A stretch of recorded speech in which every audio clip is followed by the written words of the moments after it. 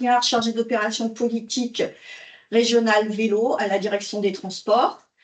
Je vais passer la parole à Julien Dariot qui est en distanciel. Oui, bonjour à tout le monde. Donc, Julien Dariot, responsable de l'unité plateforme connaissance du territoire à la région. Émilie Scherer. Donc, Émilie Scherer, je suis chargée de projet et dans l'unité connaissance du territoire et je suis arrivée en mai, donc c'est tout récent. Et je suis notamment sur le projet BD Vélo. Donc, je prends la suite de Julien, mais avec, évidemment, et du coup, je passe la parole à Victor.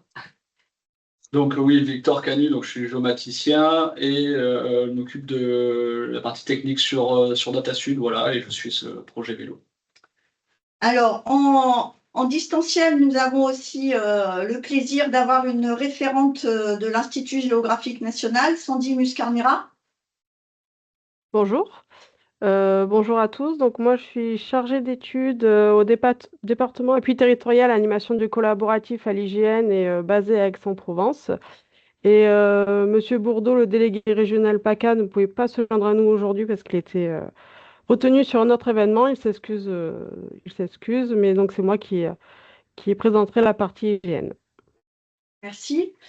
Et pour terminer, donc les deux représentants du bureau d'études Immergis qui nous a accompagnés pour établir cette base de données, ce gros travail.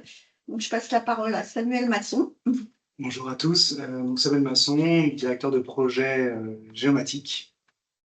Et bonjour, Enzo Brière, du coup chargé de projet SIG, et puis contributeur OpenStreetMap aussi depuis 2-3 ans. Merci beaucoup. Donc, on va rentrer dans le vif du sujet. Je vais vous annoncer l'ordre du jour et normalement, on se tient à une réunion qui se termine à 16 heures. Pour ceux qui ne s'étaient pas connectés aux précédentes réunions, la réunion de lancement, c'était en septembre 2024. On a eu une réunion d'étape en mars 2025. Il nous semblait important pour aussi tous se remettre dans le vif du sujet de reproposer une mise en contexte de cette base de données vélo à l'échelle régionale. On va aussi ensuite, le bureau d'études Immergis va nous présenter les modalités pour constituer cette base de données et les résultats, évidemment. Victor, ensuite, nous présentera la visibilité de cette base de données sur la plateforme DataSud de la région et comment vous pourrez avoir accès à ces données. Ensuite, Madame Muscarnera de l'IGN nous présentera l'articulation entre cette base de données et l'IGN. Bien sûr, il y aura des temps d'échange pour que vous posiez ces questions après chacune de ces présentations. Et nous terminerons avec les étapes à venir, puisqu'on a besoin de consolider ces connaissances et les 2 temps de travail que nous aurons avec Immergis en 2026, avec l'organisation de cartes aux parties et des formations à qui vous sont destinées. Voilà, donc on va rentrer dans le vif du sujet et juste une petite mise en contexte sur la raison de la constitution de cette base de données et les objectifs. Donc la région a voté un plan vélo fin 2023, en octobre. C'est la direction que je représente, direction des transports, qui a voté ce plan vélo. Qui considère que le vélo est un mode à part entière, qui doit servir la mobilité du quotidien, combiné ou pas au transport en commun ou au transport individuel, tel que la voiture légère. Et dans ce plan vélo, il y a un axe qui s'intitule « Améliorer l'information vélo en région pour tous les usagers ». Et cet axe se traduit par la constitution de cette base de données vélo régionale. Donc, on est dans la déclinaison de ce plan vélo régional. À quoi servira cette base de données? Elle s'avère essentielle pour qu'on ait une meilleure connaissance justement des infos vélo en région, pour mieux planifier les aménagements ou les équipements.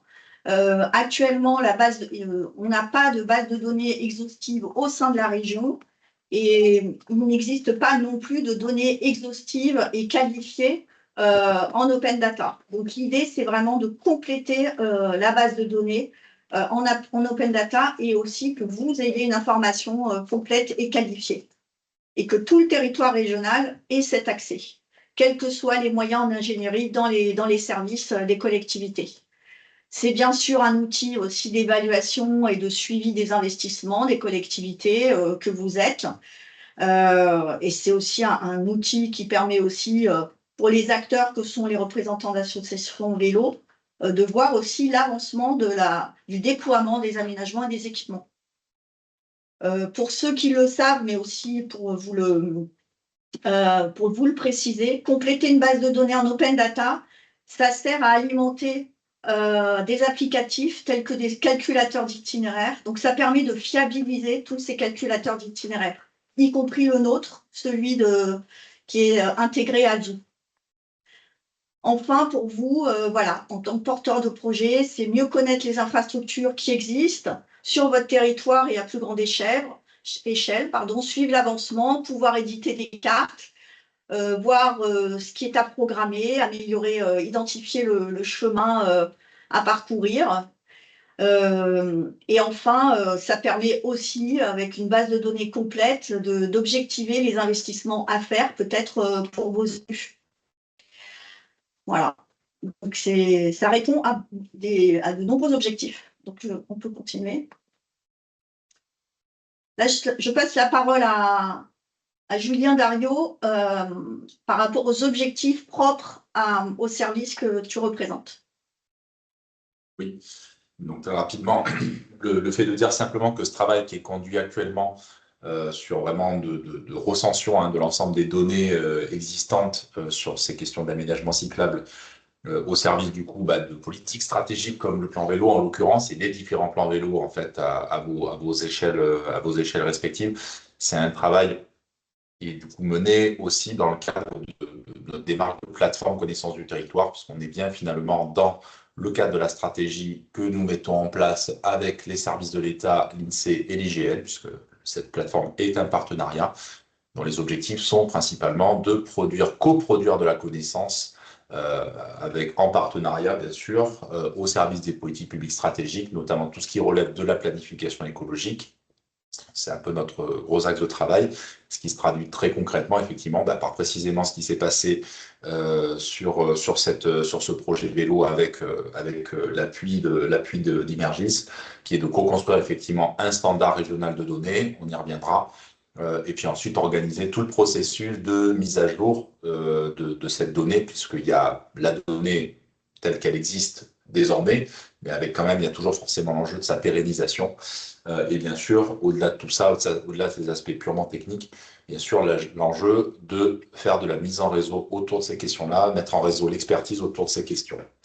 Et bien sûr, valoriser toutes ces actions et vous proposer finalement une donnée stable dans le temps qui va quand même tous nous permettre finalement de mieux suivre nos actions respectives et à nos multiples échelles. Voilà. Merci. Alors, on va rentrer dans le vif du sujet. Donc là, je vais passer la parole à Samuel Masson qui va vous rappeler la méthodologie pour établir cette base de données et surtout compléter ce qui existait en open data sur OpenStreetMap. Tout le travail, vous allez voir, c'est très complet. Je pense qu'on ne soupçonnait pas le travail qu'ils ont opéré et qui s'est aussi construit dans la méthode cette année avec eux. Donc, merci encore de leur réactivité et de ce qu'on a imaginé ensemble. Donc voilà, la méthodologie et les résultats présentés par Samuel Masson d'Imergis.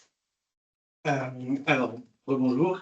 Donc, l'objectif principal, c'était de monter dans cette base de données régionale. Le parti pris du projet, c'est de considérer que ces données, elles existaient sur le territoire, elles existaient au sein des collectivités, des différents organismes, et qu'elles pouvaient nécessiter, dans une certaine mesure, un travail complémentaire, une mise en forme, une consolidation.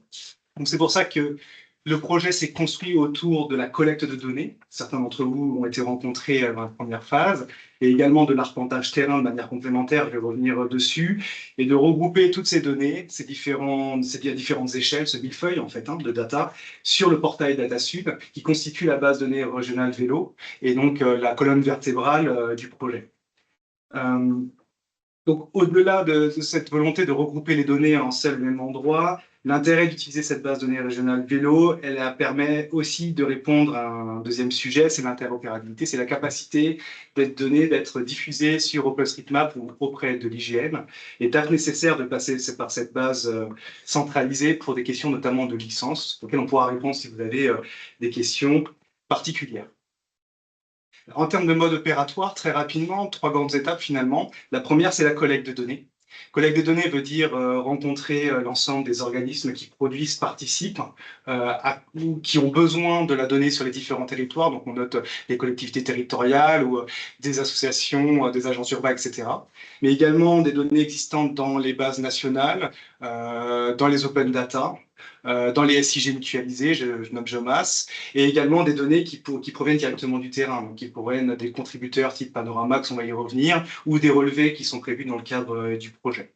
Deuxième étape, c'est l'application du standard régional. Toutes ces données, elles sont de toutes les formes possibles, tant d'un point de vue des géométriques, des attributs. L'objectif ici, c'était de les mettre en forme, de les faire entrer dans cet entonnoir qui est celui du standard régional, sur lequel je vais revenir plus dans le détail. Et l'objectif ultime est ensuite de diffuser la donnée vers DataSud et OpenStreetMap. Alors, sur la partie collecte de données, on a rencontré, donc, depuis octobre 2024, donc oui, 14 mois, 58 organismes, dont le tableau en bas de la diapositive vous représente un petit peu la répartition. L'essentiel sont des collectivités territoriales, donc les gestionnaires, qui produisent de la donnée avec les comités d'agglomération, les comités de communes, les 6 départements.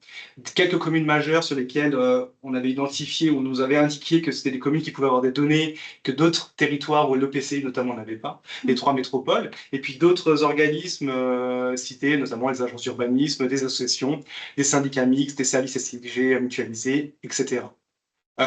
Ces 58 rencontres ont permis de faire émerger 37 jeux de données qui s'appliquent à différentes échelles, à l'échelle du département, à l'échelle d'une commune, à l'échelle d'une PCI, ou même à l'échelle d'un projet spécifique. Donc on a à peu près toutes les typologies possibles. Et les cartes qui sont représentées indiquent, plus la couleur est bleue, plus on a reçu de jeux de données. Donc tous les départements ont transmis des jeux de données qui ont été mis en base de données. Parfois, on a eu des territoires qui avaient des clones, finalement, des données similaires au département, donc celles-ci ont été mécaniquement un petit peu écartées. Parfois, elles se complétaient. Et donc, tout le travail de l'étape suivante a justement été de les harmoniser. Alors, pour les harmoniser, il a fallu définir un standard régional qui vous a déjà été présenté. Mais en quelques mots, pour rappel, l'idée est de répondre aux besoins de la région tout en restant parfaitement interopérable avec l'ensemble des autres modélisations existantes, et notamment la base nationale des aménagements cyclables. L'intérêt de la base régionale ici, c'est qu'elle est un tout petit peu plus précise sur certains attributs, notamment sur la description patrimoniale, mais elle est aussi plus précise sur la partie géométrique, puisqu'on a cherché à représenter les objets à leur position réelle, alors que la BNAC va autoriser une forme de souplesse et travailler sur un axe de la voie.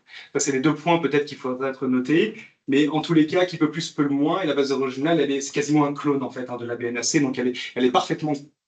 Aujourd'hui, toute la base pourrait être poussée vers la BNAC, c'est d'ailleurs le cas mensuellement avec l'export de vélo. Deuxième différence majeure, c'est les thématiques qui sont traitées. La base nationale traite exclusivement les aménagements cyclables. Ici, le schéma intègre 3 thématiques, donc les aménagements, donc voies vertes, pistes cyclables, chaussées d'eau, etc. Mais également le stationnement cyclable et un groupe, les équipements et les services. Donc équipements, services, donc réparateurs vélos, les boutiques, éventuellement les sanitaires, des choses de ce type-là. La modélisation, elle est sur expertise des territoires, elle peut être téléchargée, c'est un simple fichier Excel qui peut, avec les valeurs autorisées, les différents attributs et les valeurs cibles, donc qui peuvent être tout à fait intégrés dans un SIG pour une mise à jour de votre côté. Alors dans le détail, les 3 thématiques, Pour les aménagements cyclables, c'est certainement la couche la plus importante, hein, celle qu'on va rechercher, celle qu'on retrouve le plus dans les différents territoires. Ce qu'on va chercher à faire, et pour répondre notamment à un des axes de travail de la région, qui était de pouvoir faire le calcul de navigation. Donc, c'est de rechercher des polylignes, donc des lignes qui représentent ces aménagements, dans lesquels on sait sur quoi on circule, dans quel sens et avec qui, grosso modo, avec un certain nombre aussi de niveaux de qualité qui ont été ajoutés. Est-ce que la voie, est-ce qu'on est en enrobé ou est-ce que c'est un chemin blanc? Donc, à quel point c'est cyclable, on va dire. Quelle est la largeur, etc. À noter ici que l'approche n'est pas réglementaire, c'est-à-dire que si on a reçu des jeux de données qui nous indiquent que ceci est une bande cyclable, mais qu'elle n'est pas réglementaire, elle a quand même été collectée. Le but est ici de recenser l'ensemble des aménagements, même si la conformité n'est pas entière. Deuxième thématique, le stationnement cyclable. Donc là, on va rechercher à le localiser tout simplement, à indiquer sa capacité, en précisant notamment s'il est accessible au vélo cargo, donc en allant un petit peu plus loin, alors pas plus loin, non, en précisant les typologies de stationnement. Là encore, cette thématique des stationnements cyclables, elle est parfaitement compatible avec le schéma national de stationnement cyclable, qui est lui, par contre, une extraction directe d'OpenStreetMap en termes de modélisation. Et puis la troisième thématique, équipements et services, dans lequel on va aller chercher quelques exemples, donc des vélos à la demande ou des stations de réparation, éventuellement quelques mobiliers, etc. Et donc avec simplement une typologie, donc une description simple de l'objet dont on parle. Alors, face à ces différents jeux de données, on s'est retrouvé dans une situation qu'on avait anticipée, mais qu'il a fallu traiter. À savoir d'avoir des jeux de données qui parlent de la même chose, mais pas avec le même langage, ou pas tout à fait de la même manière. Donc là, le diagramme que vous avez sur la droite exprime assez bien le problème. Vous avez plusieurs jeux de données. Dans certains cas, on n'en a gardé qu'un. Un objet est présent dans les deux bases de données. On va en garder qu'un, parfois un autre, et parfois on va simplement, et ça c'est le cas ultime, mixer les deux jeux de données. Parce que finalement, c'est ça qu'on a recherché à faire. Si le département fournit une géométrie absolument parfaite, et puis le PCI fournit une qualification avec une largeur, un type de revêtement, un sens de circulation affiné. Quelque part, le travail a permis de fusionner les jeux de données ensemble, et donc de facto améliorer la donnée à l'échelle du territoire. C'est un cas qui n'a pas apparu non plus tous les jours, mais en tout cas, c'est un cas qui a été traité, et ça fait partie de ce que l'on recherche et des plus-values du projet. Deux niveaux sur lesquels on intervient, on sous-estime beaucoup, c'est à la fois c'est la meilleure géométrie, c'est-à-dire on peut avoir un même objet qui est représenté pas de la même manière sur le territoire, avec l'ambition, là je reviens, c'est l'ambition du standard, c'est tout de même, et ça a été énoncé dès le début, c'est de numériser l'objet là où il est, et pas de préciser que sur l'avenue du Général de Gaulle, vous avez une voie verte à droite. Plutôt une piste cyclable en l'occurrence, piste cyclable à droite, l'idée ça va être de numériser l'objet à sa position réelle. Donc parfois on peut avoir une description très très fine au niveau attributaire, et du coup on a recherché à améliorer la géométrie. Et puis après additionner les informations attributaires concordantes. Si vous avez trois sources qui vous disent que c'est une voie verte et non une qui... et ben à ce moment-là on va considérer que c'est effectivement une voie verte. Donc il y a aussi une analyse qui est faite derrière. Là, je vous présente un exemple du travail qui a été réalisé. Vous avez sur l'image à droite 3 lignes jaunes avec 3 géométries différentes, et puis même 3 lignes bleues sur la partie droite. Les 3 lignes jaunes proviennent de 3 jeux de données différents. Elles ont 3 géométries distinctes. Vous en avez 2 qui sont à l'axe, mais qui ne se terminent pas au même endroit. Et vous en avez une qui est positionnée directement là où semble être l'aménagement, mais qui est un aménagement sur chaussée, donc qui potentiellement pourrait être à l'axe de la voie, n'est pas un site propre, et qui s'arrête à la fin de l'aménagement lui-même, c'est-à-dire qu'il ne va pas jusqu'à l'intersection. Donc là, en fait, si vous voulez, le choix, c'est d'opérer avec toutes les données, de croiser toutes les données disponibles, et de se dire quelle est la meilleure géométrie.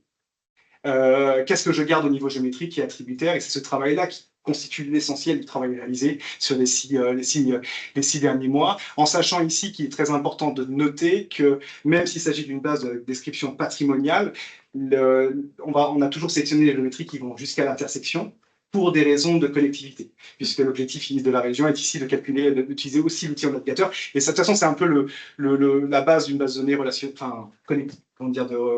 navigation. Il faut qu'il y ait une connectivité. Pour autant, le modèle, pour répondre à une question qui pourrait remonter, gère les ruptures de continuité. C'est-à-dire, si vous avez une intersection avec une voie verte, une piste cyclable en amont, une piste cyclable en aval, et un passage piéton pour traverser, on a réellement une rupture en termes de cheminement. Pour autant, on ne l'a pas d'un point de vue usage. Donc, dans ce cas-là, la modélisation gère des continuités non marquées, je crois.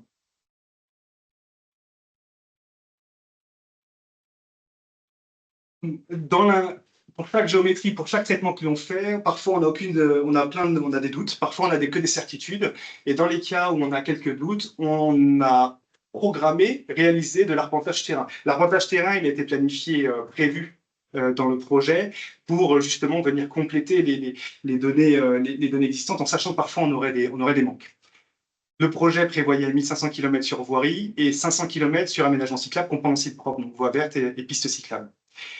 La stratégie qui a été proposée, qui a été élaborée et réalisée, puisque les relevés de terrain sont achevés à ce jour, ça a été d'une part de prévoir un volume de relevés de terrain sur les aménagements existants qui ont été identifiés comme n'ayant pas les attributs de base suffisamment renseignés. Attributs de base, j'entends quoi? J'entends typologie, sens de circulation et localisation, grosso modo.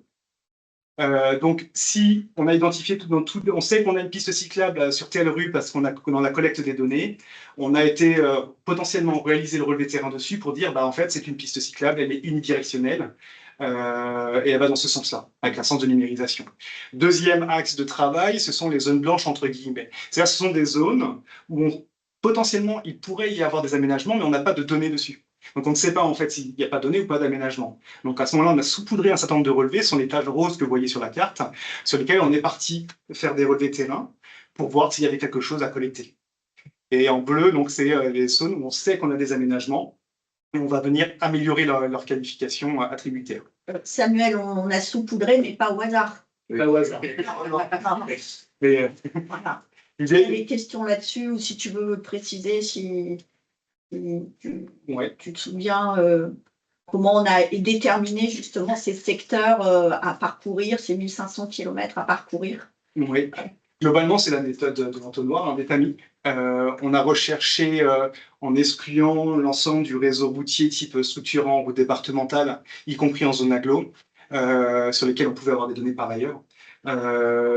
Chercher les zones urbaines, les zones agglomérées, les zones en zone d'activité économique, les zones avec du bâti continu, suffisamment denses. Et on a rétréci, on a sélectionné on a cherché des zones, voilà. En fait, tous les points roses correspondent à des zones urbaines, pas dans une sens définition d'urbanisme, des zones de bâti continu, suffisamment denses pour qu'on puisse imaginer qu'il existe des aménagements dessus. Plus aussi un travail itératif avec quelques techniciens des collectivités qui nous ont aidés pour dire ce n'est pas la peine d'aller dans ce secteur-là, je sais qu'il n'y a pas d'aménagement sur route, c'est pas la peine d'aller faire du relevé de terrain. Voilà. Ce qui a permis de reporter ce linéaire qui aurait fait sur le territoire, mais pour rien, en vain, sur d'autres espaces du territoire. Tout à fait. Donc c'est une organisation relativement optimisée. Il a fallu. Tu parles de Panoramax? Ouais. Le Panoramax, ces images, ces relevés de terrain, ont toutes été, non, pas toutes, 80% à ce jour, publiées sur Panoramax. Donc là, vous avez deux extractions. En haut, vous êtes sur une voie verte, donc en site propre.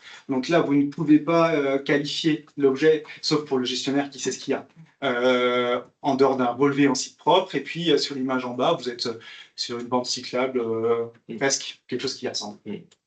Donc ces images-là, nous on les utilise encore, c'est un travail on reviendra sur l'avancement, mais on les utilise pour confirmer un certain nombre d'informations, c'est-à-dire lorsqu'on a fait ce travail de compilation, on a mis un indice de confiance, un indice de qualité, et donc ce relevé image doit nous permettre en fait de résoudre toutes les problématiques, tous les sujets qui ont été soulevés. Est-ce qu'il s'agit vraiment d'une bande cyclable ou est-ce que c'est finalement c'est une BDD, enfin une bande dérasée de droite, que sais-je. Donc on vient confirmer ça avec les relevés. Et aujourd'hui, donc, on est à 80% des images disponibles sur Panoramax. Vous pouvez tout de suite aller sur Panoramax si vous souhaitez et chercher le tag région sud ATGN, c'est ça? Je viens de mettre le lien. Vous venez de mettre le lien dans la conversation. Et donc, consulter les différentes images qui ont été chargées. Donc, les images sur route ont été faites avec la caméra voyant en haut à droite et du coup, qui permet d'avoir une image assez sympa pour visualiser. Voilà. Tout est disponible. Et résultat, je te laisse la parole. Alors, du coup, on va faire un petit état des lieux de la base de données actuelle. Donc, on a on a plus de 22 000 en fait, lignes d'aménagement cyclable, donc avec toutes les typologies. On a vraiment essayé d'englober un maximum d'informations, même s'il y en a certaines qui ne sont pas vraiment d'aménagement cyclable, mais c'est important de savoir qu'ils sont présents. Je pense notamment aux bandes multifonctionnelles, pour éviter de confondre avec les bandes cyclables. Après, on a aussi, du coup, les plus de 3900 points de stationnement. Donc un point de stationnement, la plus grande catégorie, on va retrouver les arceaux vélos. Donc c'est plutôt positif parce que c'est l'un des aménagements les plus conformes et qualitatifs. Ensuite, on a les râteliers avec 540 râteliers, pardon. Quelques abris verrouillés et encore des stationnements qui n'ont pas été qualifiés ou alors des types assez mineurs comme du marquage au sol. On va avoir ensuite 1500, plus de 1500 équipements et services, donc répartis pareil sur tout le territoire, avec en grande majorité quasiment 700 points d'eau, 170 toilettes et 50 stationnements et de trottinettes en libre service. Après, voilà, c'est entre autres, parce qu'il y a bien d'autres thématiques. À venir qui viennent du système d'information touristique Apidae, qui nous permettra de mettre les vélocistes, les réparateurs, qui sont une information importante. On a déjà, mais effectivement, ça nous permettra de bien compléter tout ça. Donc concrètement, en fait, comment on a fait pour intégrer la base vélo dans OpenStreetMap? Donc pour ça, en fait, on a pris la base de vélo et on l'a comparée en fait avec les données d'OpenStreetMap, ce qui nous a permis en fait de détecter les différences pour vraiment faire une contribution manuelle sur les différentes données qui étaient importantes de modifier. Pour ça, on a une page du wiki du coup, qui récapitule un petit peu toute notre méthodologie. Et vous y retrouverez d'ailleurs les 3 thématiques.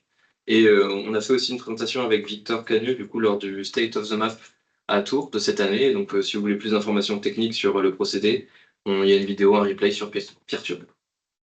Wiki OSM, hein, c'est ça? Oui, c'est ça, exactement.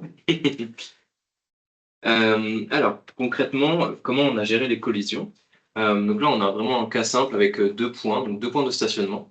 Donc il y en a un qui est présent dans la base régionale et un autre qui est présent dans OpenStreetMap. Donc en fait, nous, notre rôle, c'est de savoir, de réussir à déterminer lequel garder. Est-ce qu'il y en a un qui complète l'autre, ou alors est-ce que c'est vraiment 2 informations différentes et qu'il faut ajouter du coup les 2 points, garder les 2 points dans OpenStreetMap. Donc ça, c'est un travail qu'on a fait avec les données qu'on avait à notre disposition. Et ça nous a permis ensuite d'ajouter des attributs ou de corriger la géométrie quand c'était nécessaire. Avec des confrontations avec les orthophotos, c'est ça? Oui, c'est ça, notamment. Ouais, c'est ça, je pensais à ça, notamment dans les sources qu'on avait, avec l'orthophoto et puis les images de rue. Notamment sur Panoramax, déjà, il y avait déjà des données, donc ça nous permet en fait de venir compléter vraiment OpenStreetMap grâce à tout ça. Donc ça, c'est juste un petit état des lieux de nos modifications déjà actuellement dans OpenStreetMap. Donc pour l'instant, il y a 2 comptes qui ont fait des modifications. Donc le mien avec Enzo_Emergis et celui de mon collègue Johan avec la même dénomination. Donc on a déjà fait des centaines de groupes de modifications déjà créés avec des échanges réguliers avec les contributeurs locaux. Ce qui est assez important dans OpenStreetMap, c'est que c'est une base de données qui est vivante et il ne faut pas négliger les contributeurs locaux qui font un travail assez titanesque. Donc c'est important d'échanger avec eux sur le projet et sur l'importance de ces modifications. Et ça nous permet aussi d'ajuster en fonction des différents contributeurs locaux pour savoir si on respecte bien la réalité du terrain.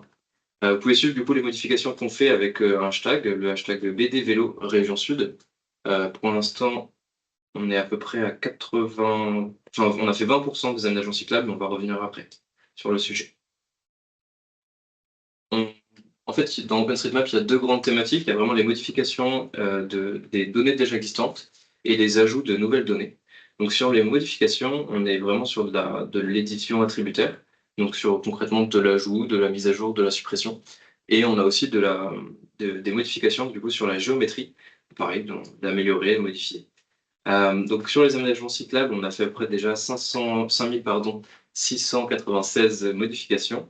Pour les stationnements cyclables, on a modifié déjà 1000 et sur les équipements et services, 140. C'est la suite. Du coup, les ajouts. Donc les ajouts, ça concerne vraiment la plus-value en fait que vient apporter la BD Vélo à OpenStreetMap. Donc c'est des informations en fait qu'on n'avait pas du tout dans OpenStreetMap et qu'on a pu ajouter grâce à vos données. Donc concrètement sur les aménagements cyclables, pour l'instant on a fait 840 ajouts, sachant c'est un travail qui est toujours en cours. Et les stationnements cyclables, on a ajouté 900 et pour les équipements et services, on est à peu près 175. C'est quand même de la plus-value hein, d'avoir modifié et qualifié les données qui étaient déjà sur OpenStreetMap. Oui. Ça nous a permis vraiment de voir que OpenStreetMap était complet, mais pas incomplétable. En fait, ça nous a permis vraiment d'ajouter un maximum d'informations et oui, ça nous permet de compléter tout ça. Alors, les petits points d'étape sur les aménagements cyclables. Donc là, pour l'instant, comme je vous l'ai dit, on a fait à peu près 20%, mais on constate déjà une évolution en fait des attributs du coup sur les pistes cyclables, les voies vertes notamment. Concrètement, c'est des corrections qui sont assez représentatives des modifications globales en fait de la base de données d'OpenStreetMap, puisque quand on a des contributeurs assez novices, ils viennent qualifier des voies vertes en tant que pistes cyclables, alors que c'est une fausse qualification. Donc nous, on est venu modifier tout ça, et cette courbe-là nous permet de voir qu'il y a bien une amélioration des données dans OpenStreetMap. Donc sachant qu'on n'a fait que 20% pour l'instant des modifications, c'est toujours un travail en cours. Là, sur les 3 thématiques, les aménagements cyclables, c'est toujours en cours. Les points de stationnement, du coup, c'est réalisé à 100%. Donc on a tout vérifié et on a fait les modifications et les ajouts qui s'imposaient. Les équipements et services, c'est la même chose, tout a été réalisé. Donc, ce qu'il faut comprendre à ce moment-là, c'est que quand on dit que c'est intégré, ça veut dire que tous les objets, stationnement cyclable, équipements et services qui sont dans la base de données régionale ont été poussés sur OSM. Donc à ce stade, on n'a rien d'autre à pousser. Mais se pose la question des objets de données qui sont disponibles et qui pourraient encore arriver, sur lesquels on reviendra un petit peu plus tard, mais qui est de certains jeux de données, on le sait, suite aux entretiens, doivent arriver d'ici à la fin de l'année, voire éventuellement pour le trimestre 2026, peu importe. Mais du coup, ces jeux de données viendront de nouveau être mis dans la base de données régionale pour être poussés vers OpenStreetMap. C'est-à-dire que là, on a éclusé l'ensemble des objets compilés depuis 1 an au sein de la chaîne. C'était une date butoir, et maintenant on va pouvoir ajouter grâce aux nouvelles données. Toutes les mises à jour, du coup, vous pouvez les retrouver directement sur osm.org ou sur le cyclo-osm.org, qui est un fond de carte qui vous permet de visualiser directement les aménagements cyclables. Alors, il y a une petite question, je me permets d'intervenir, de Séverine B. Alors, peut-être que si elle est là, c'est mieux qu'elle prenne la parole pour la poser directement. Besson. Oui, bonjour, merci déjà pour tout le boulot, parce que pour l'avancée sur une petite partie du territoire, je sais que c'est fastidieux. En fait, nous, on a fait le référencement des points d'eau, tables de pique-nique et toilettes publiques sur notre territoire, 43 communes. Et je le fais progressivement, en fait, hein, et cet été, j'ai vu qu'il y avait eu des points d'eau qui ont été ajoutés à des endroits sur mon territoire, alors que sur place, il n'y en a pas. En fait, donc, je voulais savoir, est-ce que c'est nos bases de données qui se sont croisées comme à un moment on s'était vu, on avait été en contact, ou est-ce que c'est que vous avez eu d'autres acteurs qui vous ont communiqué qu'il y avait des points d'eau à cet endroit-là? Voilà, c'était pour pas que si je les enlève, entre guillemets, qu'à chaque fois ils soient remis en fait. Je comprends bien. Oui, je pense que c'est plutôt la deuxième option. Peut-être qu'on a eu d'autres jeux de données qui nous ont indiqué avoir des points d'eau à cet endroit-là, et c'est peut-être pour ça qu'on les a ajoutés. Mais effectivement, si c'était erroné, on peut revenir dessus, il n'y a pas de souci. Et à ce moment-là, on ne viendra pas les... Non, je ne vais pas monopoliser la parole, c'est juste est-ce qu'on peut se contacter pour savoir voilà, d'où vient cette donnée et qu'on pose la question. Qui est le contributeur. Oui, c'est ça. On peut aussi voir qui est le contributeur parce que potentiellement, ce n'est pas nous qui avons fait cet ajout-là. Ah oui. Ça peut être un contributeur local aussi. Là, en l'occurrence, je l'ai bien vu que ça avait l'air d'être tagué par... Ok, ça marche. Si j'ai mal vu, mais... Enfin, je reprends contact avec vous par la suite. Oui, avec plaisir. Et puis du coup, il faut le savoir pour les enlever de la BD région, parce que du coup, pour pas que le cercle sans fin de... C'est ça, en fait. Ouais, carrément. Quand j'ai vu qu'il y avait eu ce webinaire, je me suis dit, ah parfait, je vais te poser la question. Merci. Alors, on reprend le cours. Et peut-être que les questions, on les regroupera à la fin. Ah ben voilà, c'était maintenant. C'est terminé. C'était le commentaire, il était terminé. Alors, on vient d'avoir la présentation d'Immergis, donc on a un temps d'échange justement pour faire une petite pause. Si vous aviez des questions sur justement la méthodo, les résultats, le taux de... Parce que vous avez compris que tout n'est pas encore publié dans OSM. Le travail, il est progressif par typologie d'objets, entre les aménagements, les stationnements et les équipements. Donc, est-ce que certains ont des questions? On voit qu'il y a des mains levées. Je te laisser la parole, Loréda. Alors, la première main levée, c'est Cyril Pimentel. Donc, Cyril, je vous laisse poser votre question. Oui, bonjour, vous m'entendez bien? Oui, oui. Alors, bonjour à toute l'équipe et encore merci pour cette présentation et tout ce boulot exemplaire. Moi, j'avais, sans vouloir monopoliser la parole, juste deux petites questions et une remarque. La première question, c'est quels sont les critères quand vous avez dit qu'il y avait des aménagements qui n'étaient pas conformes? On sait que c'est quelque chose qui divise un peu la communauté des mappeurs et moi-même. Est-ce que c'est la signalisation routière? Est-ce que ce sont les arrêtés, etc.?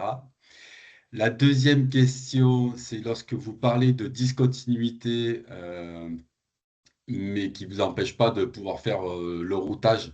J'aurais bien aimé avoir quelques explications ou au moins un lien pour essayer de comprendre comment vous faites ce tour de magie. Et la remarque, c'est au sujet des points de stationnement que vous avez recensés. La semaine dernière, ou il y a 2 semaines, j'ai appris de la métropole de Aix-Marseille-Provence qu'il y avait, selon eux, 13 590 places de stationnement sur la métropole, dont 6 130 à Marseille. Donc, si vous voulez doubler votre chiffre, il suffit d'aller leur demander la donnée une fois qu'elle sera stabilisée, je crois. Voilà. Ok. J'en ai terminé. Merci Cyril. Je vais peut-être répondre sur le critère de conformité. Du coup, est-ce que l'aménagement est conforme ou pas, en fait, on se base principalement sur les données du terrain. Donc, concrètement, on prend les panneaux en fait, de police. Ça, c'est dans le meilleur des cas. Après, on s'adapte un petit peu en fonction de ce qu'il y a sur le terrain et on essaie de faire au mieux. Alors, voilà, dans la base régionale, on choisit entre les différentes possibilités qu'on a. Et puis après, sur OpenStreetMap, on s'adapte et si ça ne correspond pas, on peut toujours modifier par la suite. En tout cas, on ne se base pas sur les arrêtés de voirie. Voilà, c'est ça. En fait, on lit, on observe l'aménagement en tant que tel, et si ça ressemble à une bande, mais que ce n'est pas une bande, dans ma phrase, il fallait comprendre la bande, il faut un marquage au sol d'une certaine largeur, il faut une largeur des aménagements, etc. Là, en l'occurrence, si vous avez une bande cyclable qui fait 1 mètre de large avec une grosse flèche verte, on sait que l'objectif, c'est de faire une bande cyclable, donc elle est classée en bande. Même si on sait que d'un point de vue réglementaire, c'est un peu un classement excessif. Donc nous, on est plutôt dans l'optique, on décrit l'existant sans tourner autour de la réglementation. C'est pour ça qu'on a dit.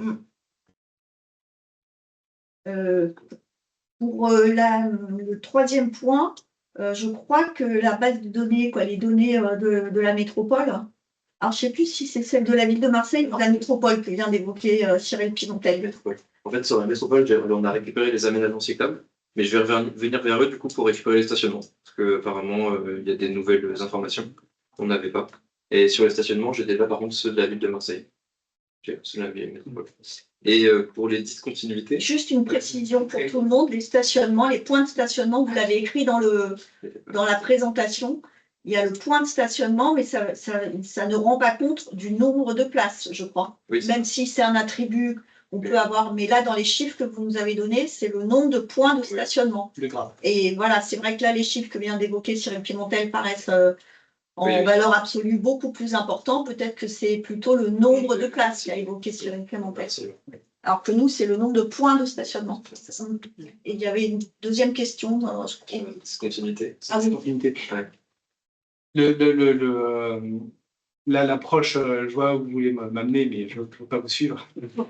C'est simplement de dire qu'il y a un effort sur les traitements géométriques, il y a un effort particulier pour garantir la connectivité, et que les ruptures de cheminement physique, c'est-à-dire qu'un cycliste observe à l'usage, si pour ceux qui font du vélo, ils le savent très bien, on a des ruptures de continuité, de ne pas les prendre en tant que tel et de garantir la connectivité avec le filard de voie, d'avoir une approche réseau. C'est ça que je veux dire. Puisqu'on a des jeux de données qui ne représentent que leur aménagement, à proprement parler, qui s'arrêtent au milieu de nulle part.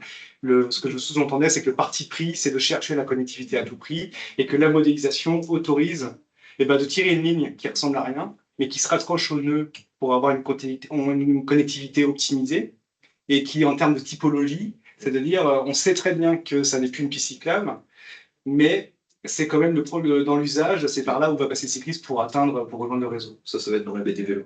Dans OSM, effectivement, on se reconnecte après à la voirie linéaire classique pour pouvoir faire fonctionner les calculateurs d'itinéraire. On a répondu à la question. Oui. C'est bon, Cyril? Oui. Merci. Merci. Alors, on a d'autres questions, donc on va laisser la parole à Nicolas Tranchant. Oui, bonjour. Je voulais poser la question suivante. Je voulais savoir dans la géométrie dont vous avez exposé un peu les spécifications, je voulais savoir dans le cadre donc, du département du Var, dans le cas précis, puisqu'on a regardé un peu dans le détail les bases qui étaient déposées sur DataSud, essayer de comprendre quelles étaient les raisons qui vous avaient poussé à ne pas privilégier finalement la géométrie du gestionnaire de voirie en l'occurrence, puisqu'en fait on avait fait tout un travail de reprise de cette géométrie pour être le plus précis avec le terrain. Et finalement, dans le résultat, il n'y a aucune de ces références qui ont été prises en compte. Donc je voulais simplement comprendre le mécanisme qui aboutit à ce résultat. Sur le département du Var, c'est ça? Oui, à la fois sur la piste cyclable du littoral et le V8. Oui. Voilà, parce que c'est là c'était essentiellement ces deux géométries qu'on avait transmises. Et effectivement, au niveau attributaire, on n'a absolument pas grand-chose. Mais c'était sur le travail particulier de la géométrie, sur lequel on avait un peu bossé pour justement être le plus précis possible, quoi. D'accord. Le plus précis, c'est-à-dire que la géométrie, elle est sur l'aménagement à proprement parler? C'est ça. Eh ben, il y aura un point d'attention, je vais vérifier ça, mais alors peut-être que vos données sont. Mais non, du coup, c'est le point d'après pour DataSud, c'est juste pour expliquer que Oui, que les données sont pas. la donnée qu'il a vue n'est pas la dernière version que. D'accord. Oui, peut-être qu'on les a encore eu. Du coup, je ne vais pas anticiper sur la réponse. Voilà, Ah, mais peut-être que c'est c'est le début de la réponse. Il va être vigilant dessus, mais la réponse, c'est que, parce que c'est que voilà, c'est qu'il n'y a pas encore tout. Voilà. Peut-être que moment, en fait, voilà comment on a fait la comparaison. En fait, on n'avait pas encore intégré vos données dans la base régionale. Effectivement, on va refaire une passe dessus pour vérifier si la géométrie qui est conservée, c'est bien celle qui correspond le mieux. Et potentiellement, effectivement, ce sera la vôtre si elle est assez précise. Et après, donc, oui, voilà, le principe, c'est de reprendre les géométries quand elles correspondent à la réalité, on transpose dans la base de données régionale et OSM aussi. C'est juste une question de timing et on a eu vos données après, c'est peut-être pour ça. Il n'y a pas de souci, hein, c'est simplement pour bien comprendre. Effectivement, si c'est sur DataSud, c'était qu'une version intermédiaire sûrement, et dans laquelle effectivement les données n'ont pas été intégrées ou validées. Hein, ça, je comprends, hein, tout à fait, il n'y a pas de souci. Et ensuite, vous avez fini? Oui, c'est déjà fini. Ah. Merci. Merci pour votre réponse. Maintenant, on va laisser la parole à Frédéric Serre de l'association Adava Pays d'Aix, si je ne me trompe pas. Oui, et aussi Ramdam. Okay. Oui, je voulais savoir si on pouvait accéder à la carte des zones blanches qui a été présentée en diapo 16. Alors, tu veux la carte de la diapo 16 ou la carte des zones blanches à partir de laquelle on est parti pour après déterminer les zones d'arpentage? Voilà. La carte qui a été présentée, donc la liste des zones blanches, puisqu'il y en a pas mal sur notre territoire à nous, et ce serait intéressant pour nous d'aller voir sur place s'il y a ou non quelque chose. Alors après, si vous le voulez, vous pouvez le faire dès maintenant depuis votre fauteuil, puisque les photos sont sur OpenStreetMap, sur Panoramax, pardon. Et donc comme ça, grâce à Panoramax, en fait, vous pouvez directement visualiser les aménagements qu'il y a sur place. Après, peut-être que c'est dans... Je pense que la question, Frédéric Serre, c'est d'avoir la totalité des zones blanches qu'on avait repérées. Oui, d'accord. Et de voir, parce qu'on l'a vu, hein, le marché, il avait prévu 1500 km sur voirie, 500 km sur aménagement cyclable. Donc, vous n'avez pas parcouru toutes les zones blanches, puisque comme l'expliquait tout à l'heure Samuel Masson, il y a une discrimination des secteurs, puisqu'on ne pouvait pas parcourir toutes les voiries où on avait identifié, où il n'y avait pas d'informations. Donc, c'est plutôt ça, j'ai l'impression, Frédéric, que tu souhaiterais. Tout à fait. Partout où vous avez Et tous les on secteurs va dire où des on n'avait pas d'infos. coûts, voilà, nous, on peut, au moins pour Mm. la métropole Aix-Marseille-Provence, se les répartir entre les associations en fonction de là où ils se trouvent et bah, se fixer comme objectif d'aller les voir et voir s'il y a effectivement quelque chose à noter ou pas. Par contre, sur la métropole d'Aix-Marseille-Provence, on a très peu de zones blanches. En fait, on a 3-4 zones blanches. Après, en bleu, en fait, ça va être de la consolidation. Donc, c'est-à-dire qu'il y a déjà des aménagements cyclables et on est venu les améliorer dans la base de données. Donc, on a déjà fait aussi des photos et ça nous permet en fait de rajouter la largeur, le sens de circulation, etc. Peut-être que c'est ça aussi qui vous intéresse du coup. Oui, parce que j'avais vu sur l'extrait de carte qu'on nous a montré qu'il y avait au moins sur le pays d'Aix peut-être 5 ou 6 zones blanches. Et donc ça m'aura intéressé de voir de quoi il s'agit pour que. Moi, je n'y vois pas d'inconvénient à ce qu'on vous la transmette, puisque l'idée, vous l'avez compris, hein, c'est une base de données ouverte et pour que tout le monde contribue et améliore ce géo commun. Donc, on peut transmettre tout à fait avec les zones qui ont été parcourues et celles qui n'ont pas été. Mais comme l'a dit Samuel, Voilà, celles qui ne l'ont pas été, puisque si vous avez déjà fait, pour celles sur lesquelles vous êtes déjà passé, il n'y a pas besoin qu'on repasse. C'est plutôt celles que vous n'avez pas pu faire.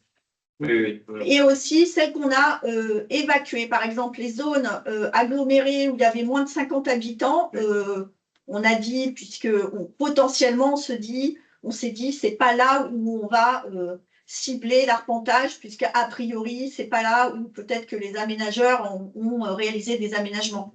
Donc, c'était les zones urbaines, les petits hameaux comme ça, de moins de 50 habitants, hein, je crois vous n'avez pas parcouru. Après, si vous souhaitez aller dans les Hautes-Alpes pour faire le même travail, nous, on est preneurs. Je laisse la main mobilité pour ça. Oui. D'accord, donc on le transmettra. Merci pour les futures contributions. Merci beaucoup. Est-ce qu'il y a d'autres questions? Oui. Sophie Belin. Ouais. Oui, bonjour, Sophie Belin, donc Vélo Loisirs Provence. Donc moi, je suis intéressée par une question un peu plus touristique, mais qui a trait aux équipements. Je voulais savoir pour les équipements, vous avez donc recensé les équipements point par point. Est-ce que vous avez aussi fait un recensement par regroupement d'équipements type aire de service, aire de repos? Ça fait pas partie de la matrice. Ok. Et il y aurait. Dans ces équipements, il y en a certains dont on sait qu'ils sont déjà recensés dans Apidae, mais pour l'instant, ils n'ont pas encore été, on n'a pas encore les droits pour le mettre dans la base de données sur DataSud et encore moins sur OSM. Donc, ça va être des équipements tels qu'on les retrouve dans Apidae et on a ajouté d'autres équipements, mais plutôt par typologie unitaire. Les recharges de vélos électriques, les points d'eau, des choses comme ça. Mais... Et on n'a pas les zonages des aires de service ou des aires de repos. Parce qu'il me semble que maintenant, vous pouvez créer des zones et définir des périmètres et ça permet de savoir où il y a des aires de service pour les cyclistes. Et à l'intérieur, on retrouve des points d'intérêt. Après, ce que tu proposes, Sophie, c'est peut-être aussi un oubli de notre part. Si certains contributeurs, à l'échelle de leur territoire, veulent les créer, et après on va voir aussi dans l'amélioration de la base, si dans les mois ou les années à venir, c'est une typologie aussi c'est vrai que ça regroupe plusieurs services et ça serait intéressant. Donc on le note. Mais pour l'instant, ça n'a pas été prévu dans notre matrice. D'accord. Bon, après, c'est prévu. J'ai vu que Fabien était là. C'est prévu par Vélo et Territoire. Enfin, pardon, Réseau Vélo et Marche. Donc, voilà, eux, ils le prévoient aussi. Donc, peut-être juste récupérer cette donnée-là. Voilà. On va avoir une réunion avec le Réseau Vélo et Marche pour voir Très bien. Il y avoir des échanges de bons procédés. Très bien. Merci. Pauline, on te laisse prendre la parole. Oui, merci. Alors, moi, je voulais poser la question au sujet du schéma de données pour le stationnement cyclable. Donc, j'entends, à travers schéma, j'entends le standard régional qui vous dites avoir travaillé en adéquation avec donc le schéma national. Mais celui que j'ai trouvé sur expertise territoire me semble différent. Alors peut-être que je suis pas tombée sur la dernière version, mais à minima, il manque sur le stationnement cyclable un champ important qui est les coordonnées géographiques, le point géographique. Est-ce que c'est exprès? Voilà, j'ai pas identifié, j'ai pas fait le différentiel, hein, mais déjà rien que ce point géographique pour un stationnement cyclable, ça me semble important. Non, mais Pauline, le point, c'est un point géographique, en fait, la donnée.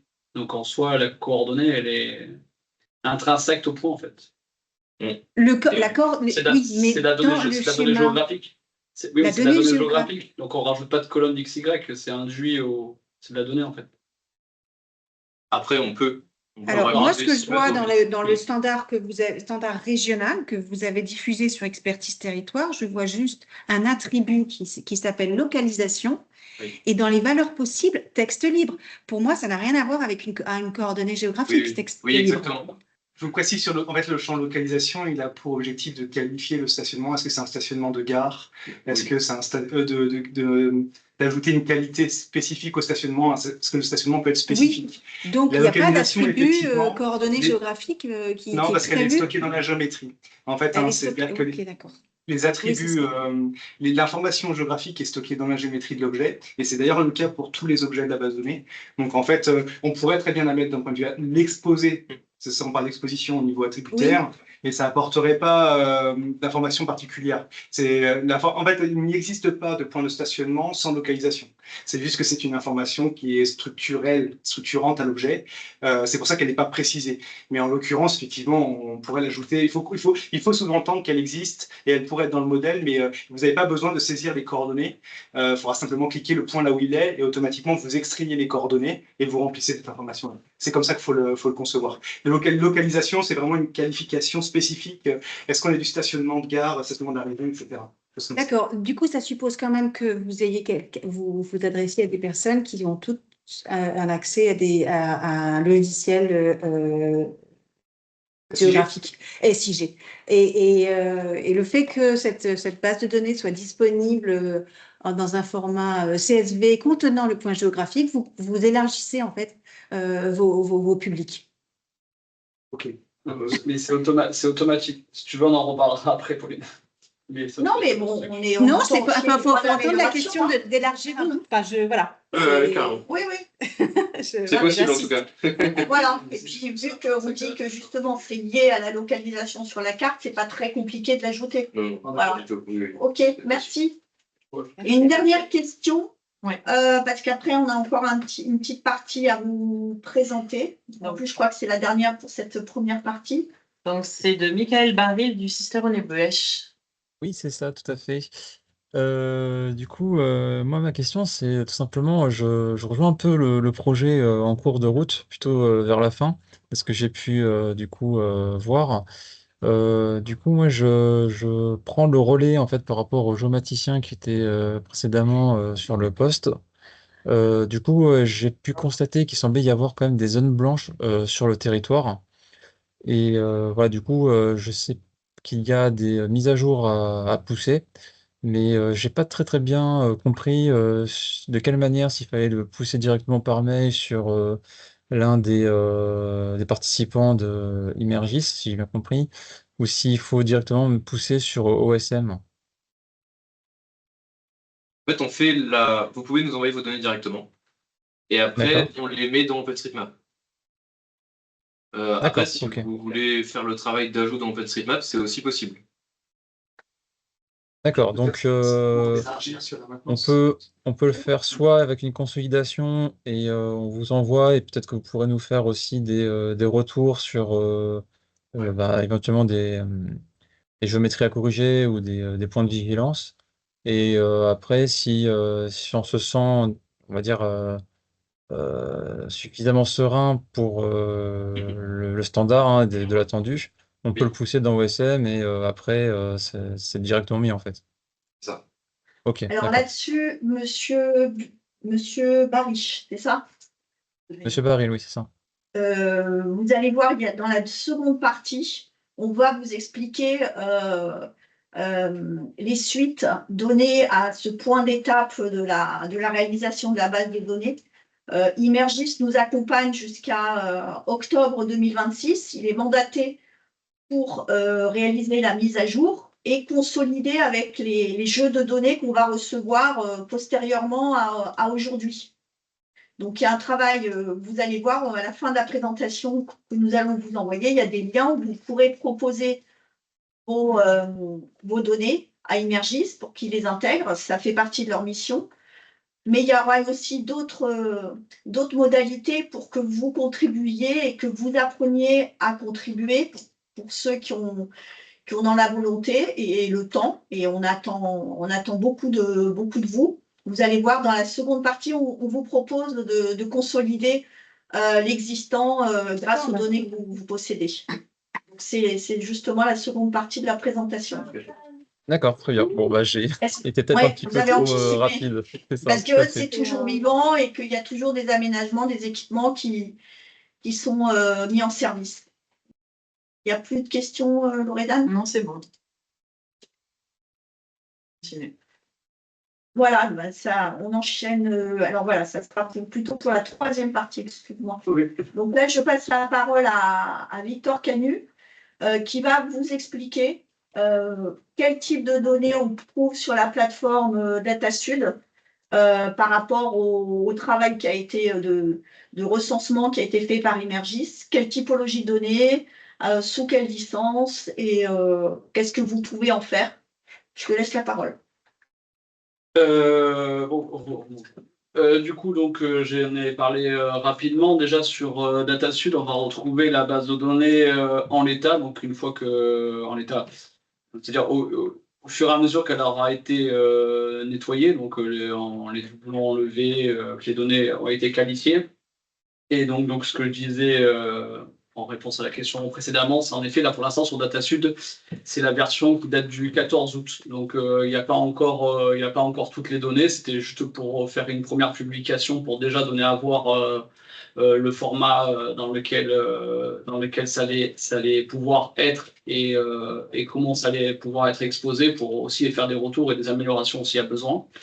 Donc sur DataSud, voilà, on nous a fait un lien, un accès unique qui décrit un petit peu, que je remets dans la conversation, le lien directement, pour expliquer les jeux de données, donc qui sont sous 5 datasets en tout, 5 jeux de données. Pour les trois thèmes, aménagement, stationnement, équipement et services. Vous voyez que pour aménagement et stationnement, du coup, il y a eu une séparation en fonction du type de licence, parce que suivant le type de licence, du coup, la réutilisation n'est pas la même. Et notamment pour après, donc ce sera le point d'après pour l'IGN. L'IGN peut utiliser que ce qui est en licence ouverte. Donc c'est pour ça que c'était important aussi de séparer par type de licence. Donc si jamais vous voulez retrouver l'ensemble des jeux de données qui ont été fournis par les acteurs du territoire, donc là je viens de toutes les données qui ont été du coup collectées par Immergis, du coup à chaque fois il faut récupérer les deux types de licences de votre côté pour avoir la combinaison. Voilà.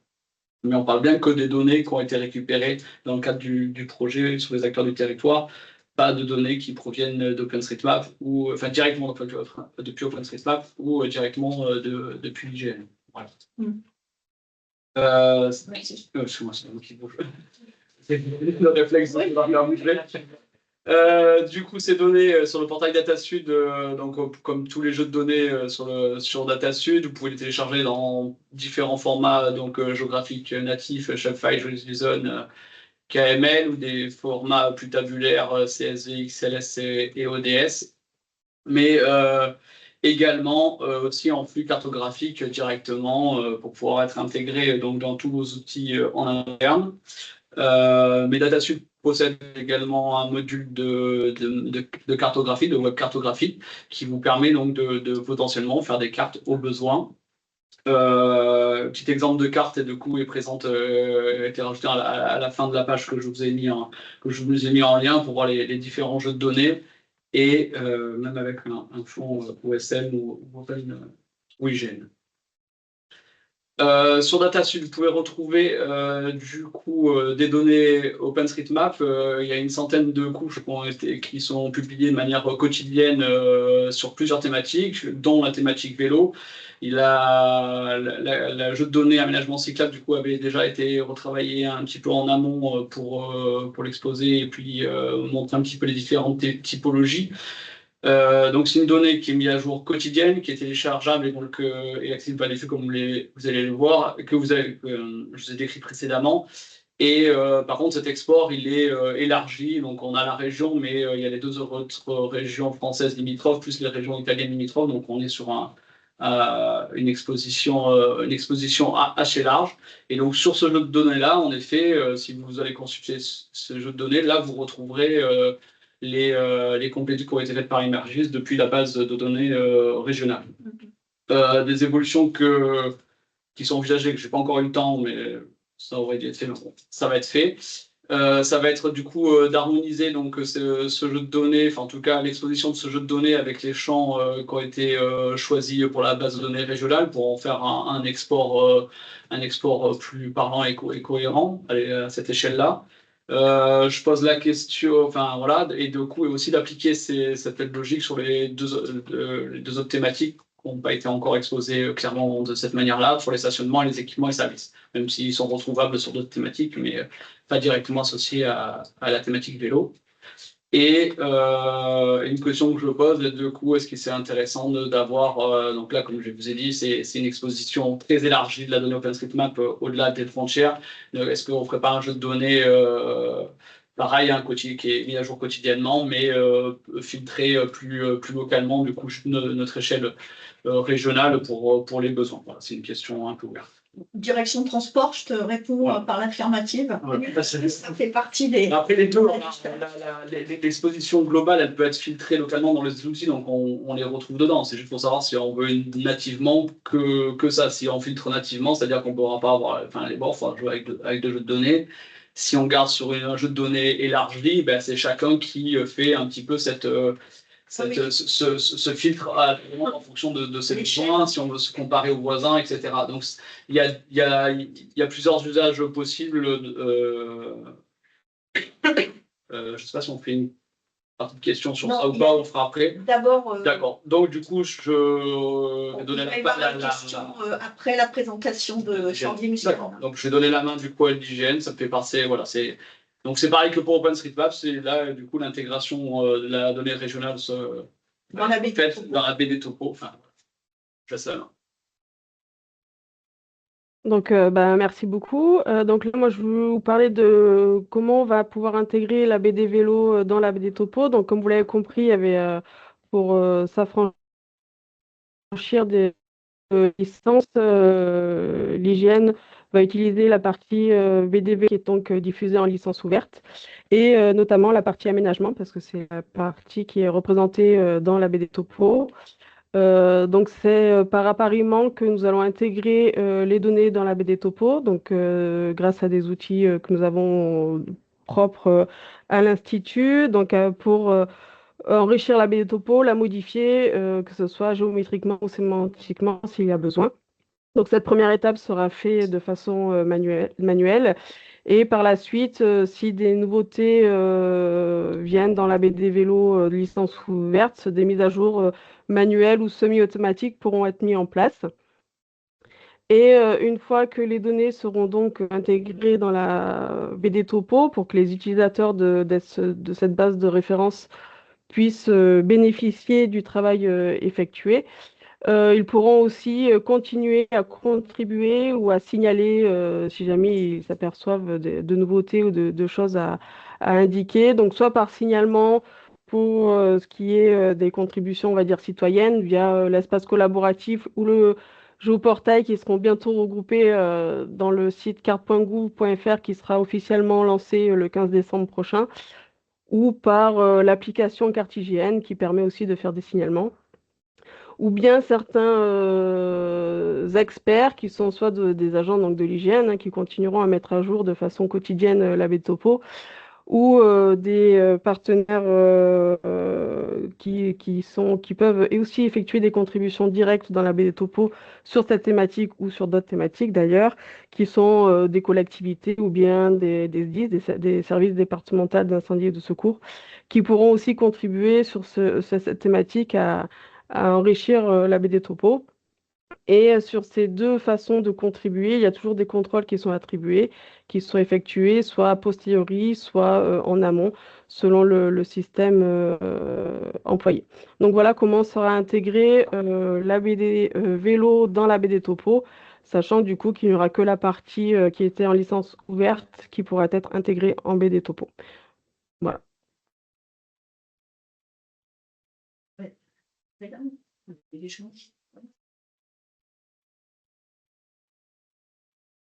Loredane, posez. Oui, alors, je ne vois pas de questions. Une question. Si, pardon. Il y a Monsieur Zerdomi, pardon, qui peut-être peut poser sa question. On peut lui laisser la parole. C'est sur le plugin DataSuite de QGIS.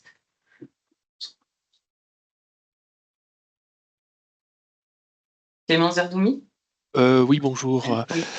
Bonjour, ouais. En fait, ma question, c'était, je l'ai posée en commentaire. Voilà, c'était vraiment pour savoir parce que, comme je sais que DataSuite, ils ont leur plugin avec l'accès à toutes les données de la majorité des données open source de leur base. C'était pour savoir qu'ici, avec l'arrivée en plus de la base de données vélo, savoir s'il y aura un projet de réactivation du fonctionnement de plugin, parce que comme ça faisait un moment que je le voyais plus actif, on m'avait expliqué qu'il y avait des soucis internes, mais voilà, c'était pour aussi savoir si aussi de ce côté-là, il y aurait aussi une mise à jour qui se ferait. Alors, du coup, ouais, je vais répondre. Alors, du coup, le plugin, en effet, il est plus fonctionnel depuis la mise à jour de DataSuite de l'année dernière, parce qu'on a changé d'infrastructure. Enfin, du coup, tous les appels, ils ont un petit peu, les liens, tout ça ont changé. Il n'a pas été masqué, parce qu'en fait, il était au nom du collègue. Il faut que je récupère la propriété pour le masquer, le plugin. C'est une chose qu'il faut que je fasse. Mais sinon, de manière pragmatique, le plugin, je dois le reprendre. Donc, c'est prévu en effet de le reprendre pour le rendre fonctionnel et une accessibilité meilleure du coup des couches dans QGIS. Voilà, c'est une question de disponibilité de temps. Non, mais pas de souci, c'était juste pour savoir si jamais. Mais c'est pas abandonné. Mais c'est voilà, il n'est pas c'était abandonné. Voilà, malheureusement, je sais qu'il est tout disponible. Il faut que je. Non, mais voilà, c'était parce que j'avais. Pour le désactiver en effet, parce que plusieurs fois j'ai eu la question, mais le projet c'est quand même de le remettre en état. Oui, non, mais il n'y a pas de souci, c'était ma petite crainte. Voilà. Je t'ai parti pour vous répondre en message, mais c'était plus simple oralement d'expliquer tout ça. Oui, non, mais il n'y a pas de souci, ça. Merci beaucoup. Merci. On n'a pas d'autres questions pour cette partie-là sur la visibilité de ces données sur les différents supports. Donc, on comprend qu'il y a les données recensées par Emergis dans la base de données vélo régionale qui ont été qualifiées, les doublons ont été vérifiés, il y a eu des ajouts. Il y a la visibilité aussi des données de la base de données régionale qui sont poussées dans OSM. Et qui seront aussi enrichis, et là, c'est pas complètement terminé, enrichis des objets et des qualifications qu'a produit Emergis. Et le troisième endroit, ça sera dans la BD topo de l'IGN. Mais là, on comprend que ce ne sont que pour les aménagements qui sont en licence ouverte. Donc, la BD topo ne pourra pas rendre compte de tout ce qu'on a, recensé, mais il y a d'autres endroits où on pourra en tout cas les maîtres d'ouvrage, les associations, tous les applicatifs ont d'autres lieux pour récupérer toutes ces données, pour améliorer la connaissance de l'info vélo en région. Si vous n'avez pas d'autres questions, on passe à à la troisième partie et je pense qu'on est, on est dans les temps. C'est vrai qu'on a pas mal speedé pour la partie majeure qui était la présentation de la base de données. Mais ce travail n'est qu'une première étape où la région a souhaité mandater un bureau d'études, faire tout ce travail d'agrégation de toutes les données des aménagements et des équipements qui étaient mis en service à l'échelle régionale. Mais comme je le disais à l'instant, c'est toujours vivant. Grâce à vous, il y a des aménagements, il y a des équipements qui sont mis en service, pour lesquels vous investissez, collectivités, et les assos qui les mettent à jour aussi, déjà sur ces plateformes. Mais la région a tout à fait conscience que, comme n'importe quelle base de données, il faut qu'elle soit pérennisée pour qu'elle soit efficace et utile par rapport à tous les usages qu'on peut avoir tous autant que nous sommes. Et donc, dans la mission prévue pour Emergis, on a prévu 2 autres, hormis la mise à jour jusqu'à fin septembre 2026, on a prévu 2 temps d'animation conduits par Emergis, donc des cartoparties, 6 cartoparties qui permettront de créer des événements participatifs fédérateurs autour du vélo pour sensibiliser à l'intérêt de cartographier, pour évidemment sensibiliser à l'intérêt de la mise à jour, comme tu viens d'évoquer. C'est aussi des moments, certains qui en ont déjà pratiqué et qui le découvriront, c'est aussi des moments où il y a du lien qui peut s'opérer entre ce que fait la collectivité, les investissements qu'elle opère, et puis le citoyen qui peut aussi faire sa part pour justement recenser tous ces aménagements. C'est un moyen aussi de monter en compétence des participants et voilà, et de compléter aussi à la mesure de ces cartoparties.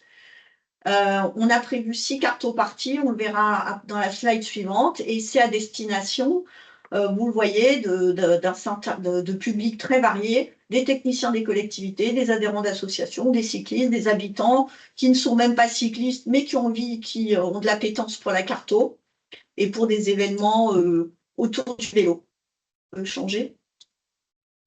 Donc, on a prévu que ces cartoparties s'établissent entre décembre 2025 et mars 2026, par souci d'équité, une dans chacun des départements de la région. Pour l'instant, on avait sur la page connaissance du territoire, on avait déjà fait un appel à manifestation d'intérêt pour identifier des volontaires. On a déjà 4 collectivités, 4 associations qui se sont portées volontaires. On a eu une réunion la semaine dernière pour leur expliquer le déroulement. On va préciser le déroulement avec eux. Donc l'idée, c'est vraiment de créer un événement, de sensibiliser à la carto. C'est pas de former des professionnels de la carto, mais donc on a donc il y a des déroulements avec 2 typologies de déroulement, soit sur une demi-journée, une soirée, soit sur une journée, 6-8 heures avec du terrain. C'est vrai que pour faire le terrain, il faut un peu plus de temps en complément de la partie théorique, introductive et manipulation des outils. Donc, et ce seront des cartoparties qui réuniront en moyenne 5 à 20 personnes. Et on a identifié des associations et des collectivités qui nous proposeront d'identifier les participants et nous trouverons une salle. Et nous, on s'occupe de l'animation et du matériel aussi. Ça, c'était pour les cartoparties. Donc, ça fait partie. Donc, voilà, c'est une autre étape du travail d'Emergis. Et la troisième étape de ce travail, ce sont les formations. On peut passer à... Pourquoi des formations? L'idée, c'est vraiment de former des techniciens de collectivité. Vous avez toutes les typologies de techniciens, pas seulement des géomaticiens. Ça peut être aussi des adhérents d'associations. L'idée, c'est vraiment de contribuer à un géo commun et de montrer le mode d'emploi. Ce géo commun, Julien Dariot en a parlé en introduction de la réunion.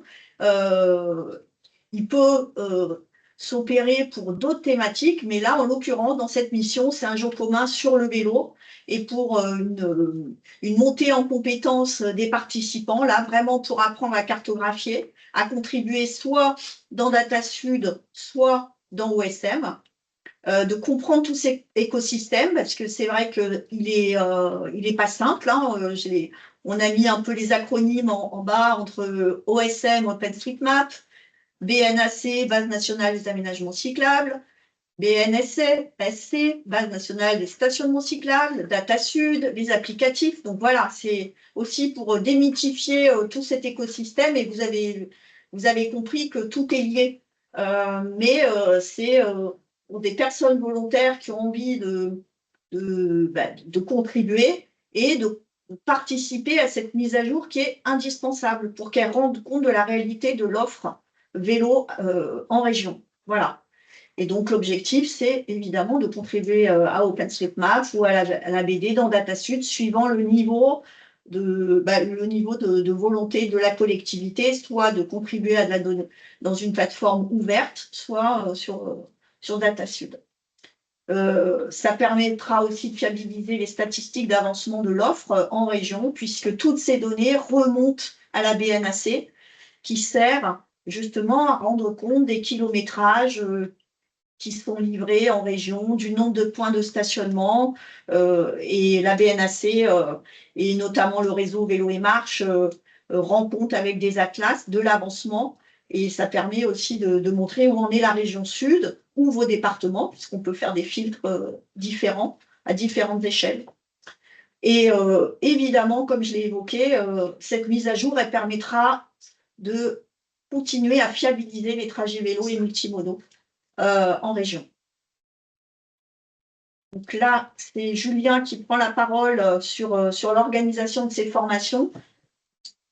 Oui, tu as déjà quasiment tout dit. Juste peut-être de préciser très rapidement que ces formations, donc on va vous proposer donc sur la période d'avril à septembre, donc viseront justement un petit peu à non seulement à en tout cas vous orienter, vous guider, vous accompagner plutôt vraiment sur la mise à jour de cette information. Je pense que très probablement on essaiera d'organiser des choses qui préparent aussi vers des questions aussi plus larges autour de l'open source notamment, puisque là quand même c'est des choses qui sont assez importantes, qui font partie quand même de ce projet. Donc voilà, on est en train de formaliser un petit peu le plan de formation un petit peu plus précis. On y reviendra prochainement. On vous donnera un petit peu plus d'informations, mais en tout cas, voilà, donc ça nous avait semblé quand même important d'avoir un temps d'accompagnement des collectivités, des acteurs du territoire, finalement, sur la mise à jour de cette donnée. Voilà. Ah oui, donc on voit sur cette slide qu'il y aura 12 formations. Oui. C'est un chiffre que je n'avais pas donné. Donc, on verra si c'est 2 par département, on verra. Bon, voilà, d'ici le mois d'avril, il faut qu'on précise le contenu, et le contenu, il est quand même, on l'a déjà quand même envisagé avec Immergis, donc on peut changer de slide. Et là, c'est à votre tour. Donc, il y a deux parcours qui sont imaginés pour ces formations, dans une phase de proposition. Un premier parcours qui est débutant technique, qui doit permettre d'aborder l'écosystème comme ça a été dit, et puis de pratiquer un minimum sur QGIS éventuellement pour faire des premiers éléments de mise en forme au standard, de façon à que les données puissent être poussées, mais également sur ID, qui est l'éditeur. ID. Donc tu peux. Qui est l'éditeur OpenStreetMap au sein du navigateur, et qui permet de modifier des données de manière très simple, et qui est un outil qui est éprouvé en fait pour un public qui n'est pas géométricien chevronné. Ça, c'est le premier parcours, c'est-à-dire je veux participer à la création de données, mais je ne suis pas géomaticien et je n'ai pas l'intention de cartographier le département, mais d'avoir accès à un certain nombre d'outils pour participer parce qu'on le souhaite ou pour ses besoins professionnels. Deuxième parcours, là c'est le parcours un peu plus expert, c'est en fait rejoindre la communauté dans le cadre du projet, tout ce qui vous a été présenté, c'est-à-dire comprendre l'ensemble du cercle de données de l'écosystème entre DataSuite, ses connexions avec l'IGN, ses connexions avec OpenStreetMap, la BNAC, comment elle est publiée, etc. Et éventuellement se lancer dans la publication sur OSM via JOSM, qui est un logiciel un petit peu plus avancé et qui nécessite un investissement technique un peu supérieur. Et là, on est plutôt sur un public géomaticien ou sigiste à minimum. Donc en fait, l'idée, c'est que les formations, elles ne sont pas arrêtées.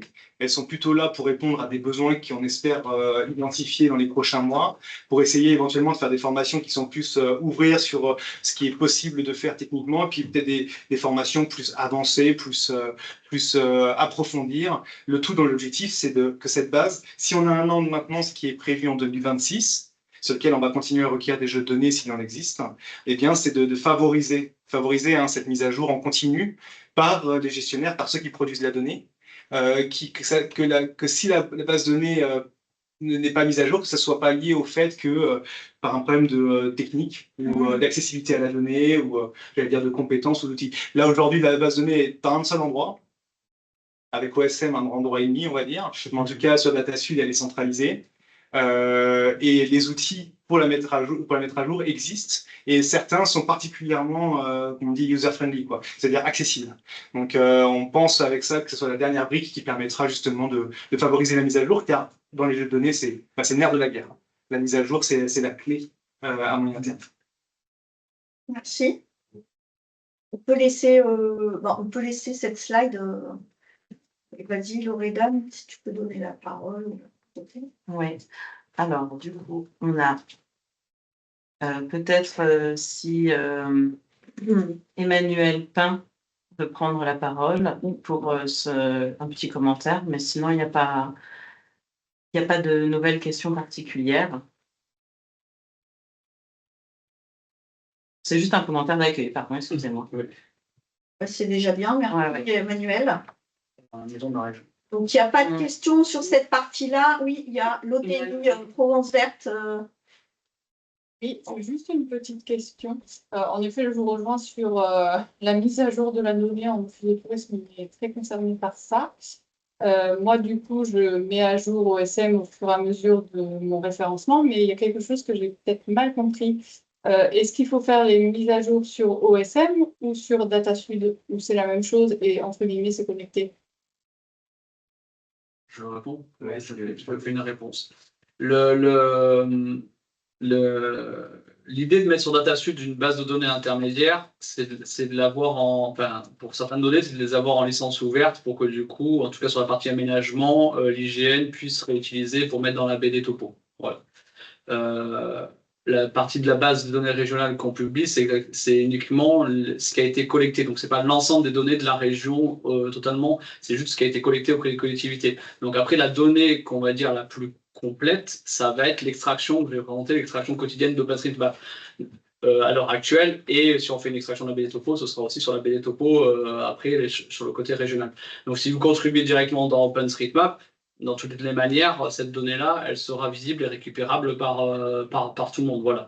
Si vous la mettez déjà, si vous l'avez déjà de votre côté en termes de base et qu'on peut la distribuer sur DataSuite en licence ouverte, et ben ça est dedans. Mais si vous faites de la contribution directement dans OpenStreetMap, ça reste dedans et c'est réutilisable en Open Data aussi. Voilà. C'est juste l'usage, il est là. D'accord, donc en gros, je peux continuer à faire sur OpenStreetMap. Oui. Parce qu'en effet, moi j'ai eu des cours sur QGIS, mais il y a fort longtemps, je pense que je connais 1% de QGIS. En effet, OpenStreetMap est très user-friendly, comme vous le disiez. Ok, merci Séverine. D'accord.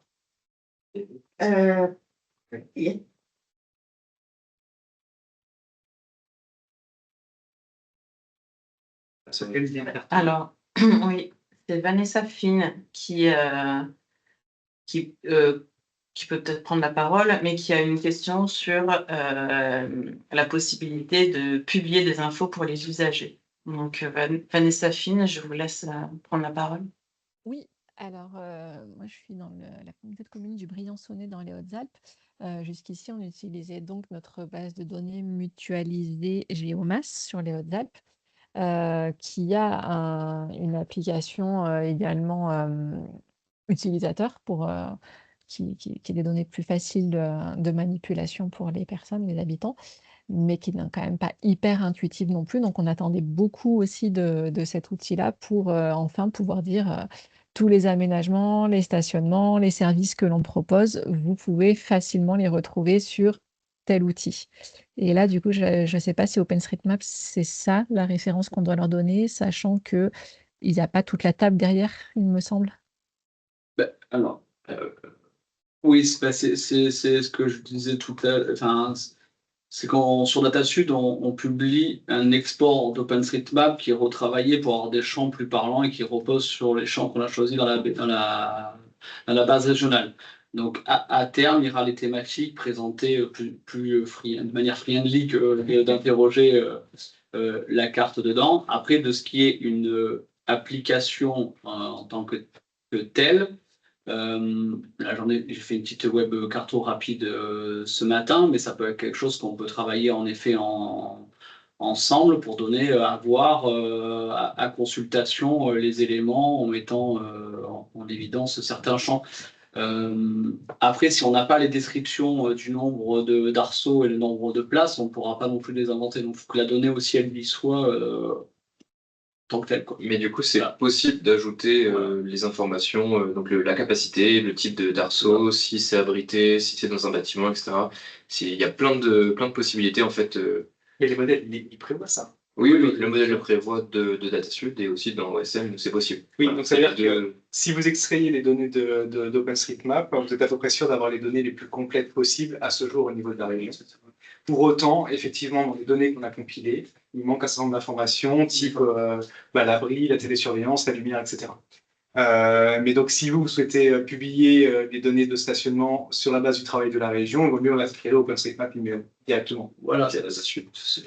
Oui, Oui, après la question c'était que extraire pour un usager lambda, il ne va pas extraire la table Oui, et ça, j'ai compris. l'analyser. C'est d'avoir quelque chose de cartographique et avec des filtres très simples. Je cherche plutôt un arceau, plutôt un stationnement type consigne et d'avoir des filtres voilà. comme ça. Mais du coup, c'est soit vous avez les outils de votre côté, et du coup, avec DataSud, il y a les flux qui peuvent être interrogés directement. Cet export, je le dis qu'on fait quotidiennement, derrière, il est disponible en flux. Donc, vous pouvez interroger ce flux-là et le mettre en forme comme vous voulez de votre côté dans votre applicatif. Soit on peut reprendre quand même contact pour voir comment on peut exposer de manière publique et simple. Sur DataSud, quoi, voilà. Quelque chose comme en faisant une petite webmap ou quelque chose comme ça, quoi. Voilà. Et effectivement, c'est vraiment des points qu'on doit. Bon, là, on est déjà dans l'étape d'agrégation de la donnée, de publication dans OSM, mais ça, ces questions sont intéressantes parce que, comme je l'ai dit au tout départ de la réunion, c'est améliorer l'information vélo en région pour tous les usagers. Donc ça, c'est aussi des choses qu'on doit entendre. Et la plateforme DataSud, je pense qu'elle est faite aussi pour ça, que ce ne soit pas uniquement des données pour des experts. Ça peut être pour tout type, des gens du tourisme, des gens des élus, des techniciens, des associations. Oui, voilà. C'est pour ça que la connaissance du territoire, c'est pour son nom, c'est la connaissance du territoire dans tout son sens. Et ça fait des produits dérivés, des façons de parler, mais ça fait qui sont potentiellement entendus dans notre feuille de route, sauf si Julien me contredit, mais ça fait partie des choses. Quand je dis on peut prendre contact, c'est parce que du coup vous avez déjà une idée de ce qui serait intéressant de voir, donc ça peut être intéressant de commencer à voir ensemble potentiellement un premier prototype ou quelque chose qui vous est directement utile et qui du coup sera utile après derrière. On va pas filtrer juste les données sur votre territoire, ça va être avec l'ensemble de jeux de données, mais c'est pour proposer quelque chose qui soit dans cette idée-là, quoi. Voilà. Oui. Peut-être alors déjà, je ne te contredis jamais, Victor, tu le sais. Mais effectivement, peut-être c'est une invitation un peu plus large à ce que vous nous dites là par rapport, comme tu expliques, Victor, à des produits dérivés, entre guillemets. Peut-être qu'on fera suivre a posteriori, là je réfléchis un petit peu tout, peut-être un petit questionnaire, une petite invitation justement peut-être à compléter, à nous indiquer peut-être des éléments qui aujourd'hui vous permettraient de mieux prendre en main et la base de données, de mieux la visualiser, etc. Ça, c'est des choses qui vont effectivement nous faire un petit peu réfléchir. Également, il y aura aussi peut-être vos besoins donc, au moment des formations, puisque comme ça, nous, ça nous permettra peut-être de les préparer, de les orienter très spécifiquement par rapport à vos différents besoins. Donc voilà, je le réfléchis un petit peu tout haut, mais effectivement, voilà, ça, ce que vous nous avez dit là par rapport le fait de proposer une petite interface de visualisation qui permet d'interroger un certain nombre de champs. Donc ça, c'est des choses sur lesquelles effectivement on peut travailler. Voilà, et vous le proposez, du coup. Parfait. On a quelqu'un. Merci.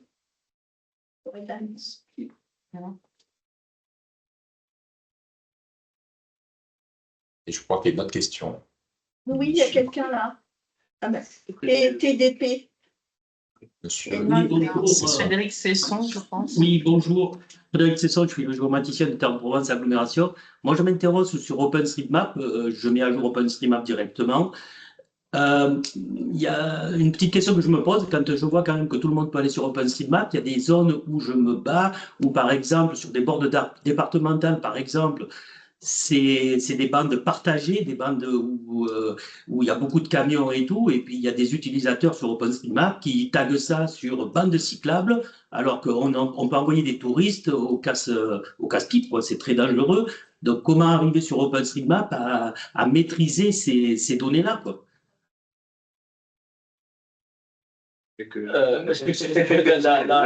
Enzo, là, ouais, spécialiste et qui a fait ça, et qui a Du coup, pour reprendre sur les bandes multifonctionnelles, effectivement, c'est pour ça aussi qu'on les a récupérées dans DataSud. C'était pour bien faire la différence entre bandes multifonctionnelles et bandes cyclables. Et après, pour les modifications dans OpenStreetMap, il y a des outils qui existent pour surveiller en fait les contributions qui sont faites sur des objets. Donc là, par exemple, si vous avez en tête quelques départementales. La D28, par exemple, la D28 sur Nov, il y a une personne il y a 4 mois qui a dit qu'il y avait 2 belles bandes cyclables sur la D28 pour contourner Nov. Si on envoie des touristes là-dessus, ils vont se faire lapider, quoi. Effectivement. Bah, après, si c'était il y a 4 mois, je pense que du coup, on n'est pas encore repassé dessus, mais on va potentiellement faire les modifications. Et, Voilà. et si le contributeur persiste, on peut prendre contact avec lui pour lui expliquer la différence entre une bande cyclable et une BMF. Parce que bien souvent, ils ne savent pas, en fait, ils veulent bien faire et ils ne savent pas quelles sont les différences. Et il faut bien leur expliquer parce qu'effectivement, sinon, ça peut devenir dangereux, entre guillemets. Tout à fait. Et pour savoir, alors moi je ne suis pas sur l'instance d'IGN, je suis sur l'instance d'OSM. On en est à plus de 550 km sur Panoramax au niveau de Terre-de-Provence, au niveau des photos, parce qu'on recense, nous, pour notre plan de mobilité, toutes les rues de TVA. Ok, super. Et du coup, j'apporte une réponse complémentaire là, pour le contrôle qualité, parce que c'est des questions qui arrivent souvent. Alors, c'est sûr que dans OpenStreetMap, on ne pourra jamais tout contrôler, et si les calculateurs d'itinéraire, eux piochent directement dans la base, alors souvent, ce n'est pas forcément du quotidien, donc il y a une mise à jour et ils font de la modération de leur côté. Par contre, ce qui se réfléchit là, un peu du côté de DataSud, c'est de voir si on peut mettre en place en tout cas un outil pour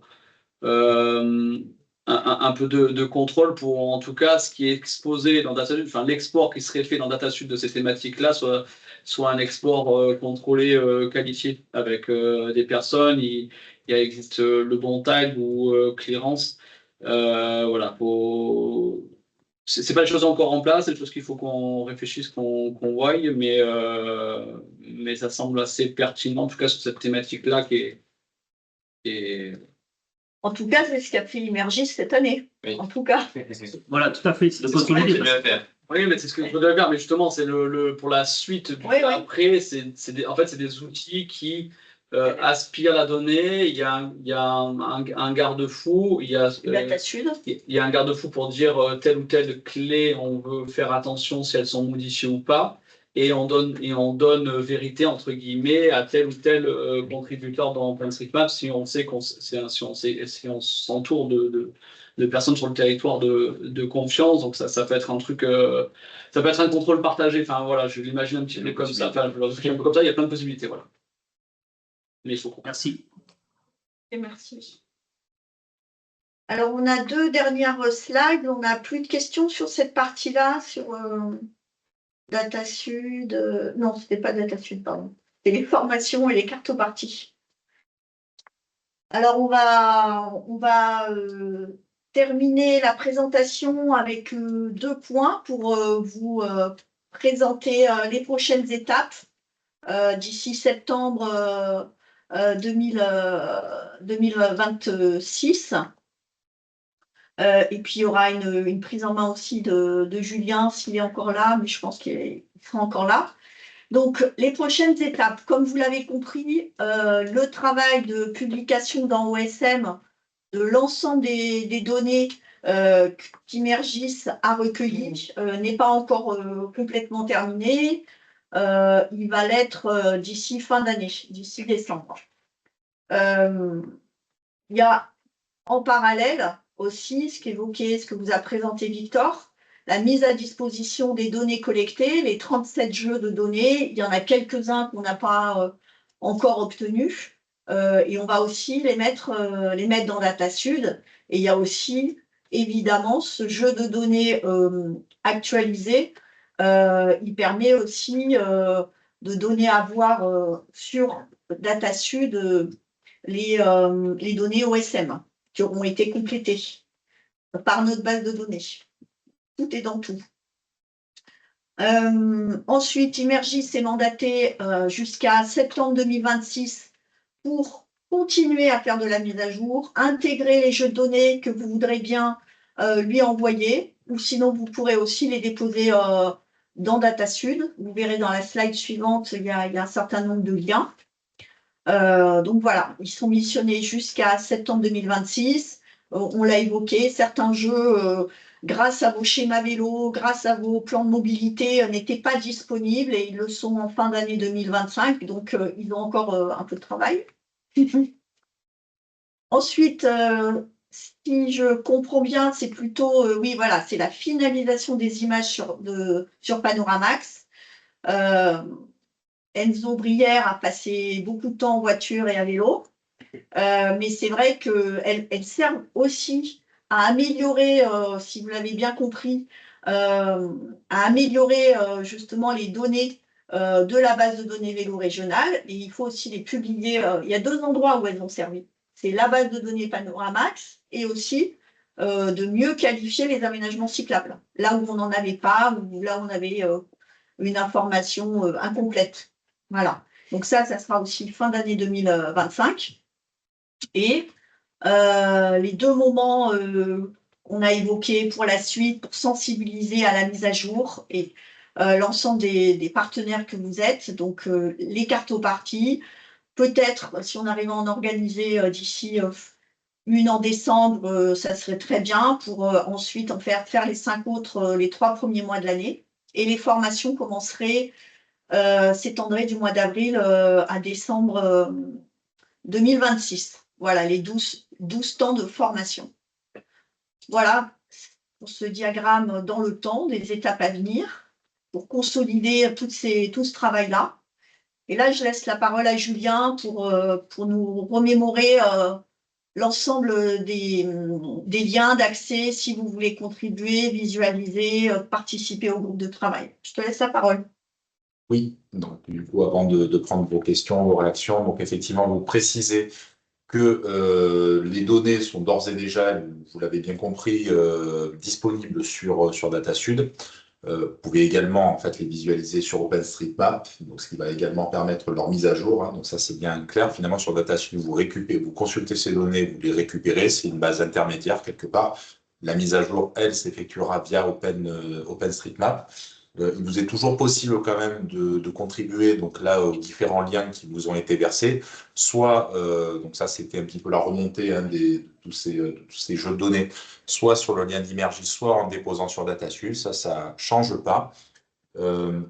Effectivement, on vous invite aussi quand même à commencer à bien regarder finalement cette base, de voir, comme là tout à l'heure on a eu un petit retour là, du conseil départemental 83, donc peut-être que vous êtes confronté aux mêmes situations, donc voilà, je pense que ce sera aussi les formations Mais même avant, n'hésitez pas en fait à nous faire remonter voilà, des choses qui vous interpellent ou des géométries que vous aviez transmises, etc.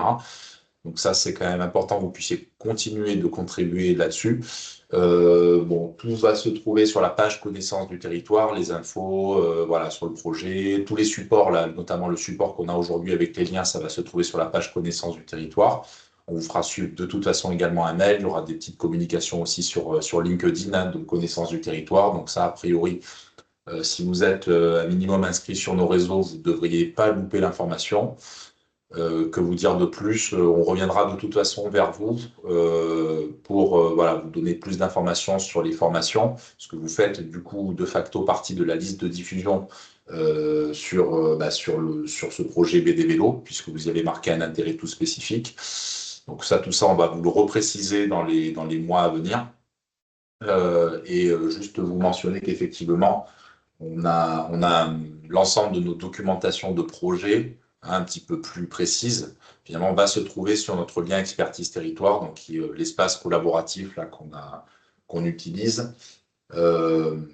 Voilà, donc là, toute cette doc, enfin voilà, parce que généralement sur la page connaissance du territoire, c'est plutôt de la doc un peu stabilisée, finalisée, les présentations, etc. Après, tout ce qui est documentation de projet va se trouver plutôt sur cette interface-là. Et puis, bien écoutez, voilà, vous pouvez nous contacter à l'adresse connaissance du territoire qui est en dessous ou directement, hein, puisque nos adresses sont pas difficiles à reconstituer, en tout cas côté région, côté énergie, mais je crois qu'on avait déjà communiqué un petit peu là-dessus. Je ne sais pas s'il y a quelques points à ajouter, Ségolène. Je pense avoir fait globalement le tour. Oui, ça fait beaucoup de liens pour ne pas perdre le contact. Donc c'est bien. J'espère qu'on ne vous a pas trop perdu, parce que c'est vrai qu'il y a plusieurs niveaux de contribution. Mais heureusement, Loredane et toute l'équipe du SCOT a les bons outils pour maintenir le lien, pour que vous vous inscriviez. Moi, je voudrais, après, l'équipe du SCOT pourra aussi conclure, hein, mais remercier toutes les personnes. On était 65 au départ. Toutes les personnes qui sont connectées aujourd'hui et celles qui ont contribué, qui ont reçu Immergis, soit en entretien, qui ont envoyé des données aussi. Remercier aussi évidemment Immergis pour tout le travail. Comme je le disais, la réactivité, on a un peu construit la méthode ensemble cette dernière année, et merci pour votre écoute, hein, parce que c'est vrai qu'on est voilà, hein, c'était un peu une nouveauté pour tout le monde. Mais on voit qu'il y a encore beaucoup d'étapes pour que tout ce travail-là, il soit pérennisé, qui serve, qui réponde aux objectifs pour lesquels on a engagé cette démarche. Donc, merci à tous. Et puis pour la suite aussi, on espère que vous allez vouloir continuer à être contributeur dans le projet, à apprendre. Voilà, on essaie de mettre les outils en place pour le faire. Et puis Emmanuel, je te laisse la parole si tu veux parler, puis je laisserai Julien ou quelqu'un du SCOT voilà, aussi conclure. Ah, j'avais compris qu'il y avait encore un tout petit temps d'échange, alors mais peut-être je suis décalée. Juste pour aller aux clients directs, c'est-à-dire les cyclistes, est-ce que est-ce que vous avez été contacté, ou est-ce que vous sentez que notre calculateur d'itinéraire va utiliser ces données-là? Est-ce que GeoVélo va utiliser ces données? Est-ce que, tous les calculateurs d'itinéraires disponibles qui sont largement utilisés par les cyclistes sont intéressés par la démarche, et vous pensez qu'ils vont utiliser ces données? Ah évidemment, et heureusement. Je laisserai les spécialistes répondre, hein, mais c'est ce que je disais au départ. Ce travail de la base de données vélo régionale permet d'alimenter OpenStreetMap, et c'est l'aspiration des données OpenStreetMap qui, par la base nationale, la BNAC. La BNAC aspire les données d'OSM. Et ce sont les données de la base nationale des aménagements cyclables qui sont utilisées par les calculateurs d'itinéraire type GeoVélo, et le nôtre aussi que nous avons au sein de Zoo.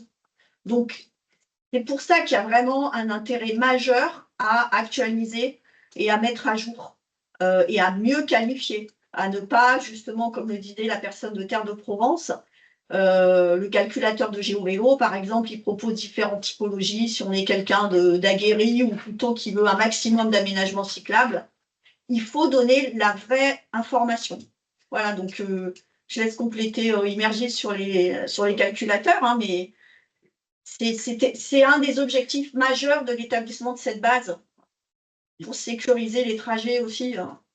Il est à peu près sûr qu'en ayant publié par la méthodologie, en ayant publié sur OpenStreetMap, la totalité des calculateurs vont être enrichis. En fait, on est quasiment certain de taper là où il faut taper. Les calculateurs de GeoVélo, ça aspire OpenStreetMap. Tout le monde aspire OpenStreetMap sur le sujet de la mobilité cyclable. Donc on est à peu près certain d'avoir enrichi la cause collective. Après, il peut y avoir un petit peu de délai. C'est-à-dire que quand on fait une mise à jour dans OpenStreetMap, elle peut être prise en compte 2 semaines, voire 1 mois après, dans les calculateurs d'itinéraire. Donc parfois, il ne faut pas être trop pressé si on ne voit pas les mises à jour qui sont faites en temps réel. Mais effectivement, oui, c'est pris en compte.